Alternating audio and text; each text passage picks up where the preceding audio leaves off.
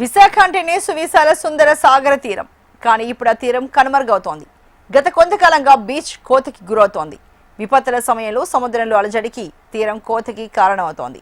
దీంతో విశాఖ తీర ప్రాంత రక్షణకు జిల్లా యంత్రాంగం ప్రణాళికను రెడీ చేస్తుంది.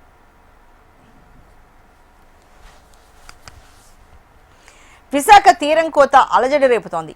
మత్స్యకార జీవనం, పర్యావరణంపై పెను ప్రభావాన్ని చూపిస్తోంది. 2007 నుంచి తీరం కోత సమస్య ఉంది. తాత్కాలిక చర్యలు ఎన్నో చేపట్టినా ఫలితం లేదు సరికదా, తీవ్రత మరింతగా ఎక్కువైంది. దీంతో తీర ప్రాంత అధ్యయన సంస్థలతో అధికారులు సర్వే చేయించారు.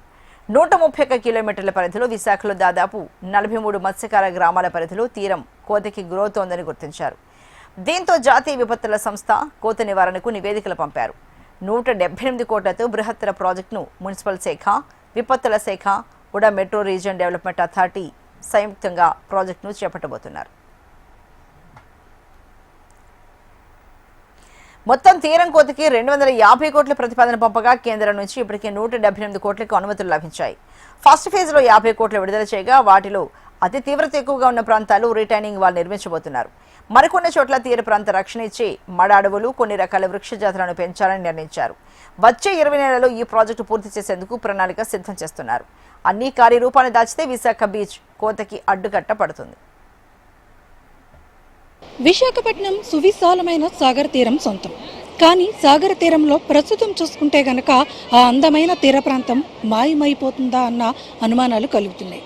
దీంతో తీర ప్రాంత రక్షణకి ఇక్కడున్న జిల్లా యంత్రాంగం నడుం బిగించింది. తీర ప్రాంత రక్షణ కోసం ఇప్పటికే రిటైనింగ్ వాల్స్ నిర్మించడం, అలాగే ఇక్కడ తీరం కోతని నివారించడం కోసం ప్రత్యేకమైన ప్రాజెక్టు కోసం విఎంఆర్డీఏ ఆధ్వర్యంలో ప్రణాళికని సిద్ధం చేస్తుంది. 176 కోట్ల రూపాయల ప్రతిపాదనలతో ఈ ప్రాజెక్ట్ అనేది ప్రారంభం కాబోతుంది.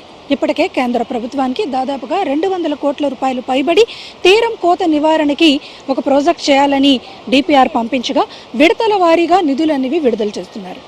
కేంద్ర రాష్ట్ర ప్రభుత్వాల నిధుల సంయుక్తంగా ఇచ్చిన నేపథ్యంలో తీర ప్రాంత కోత నివారణ కోసం ప్రభుత్వం ప్రత్యేకమైన చర్యల్ని చేపట్టబోతుంది.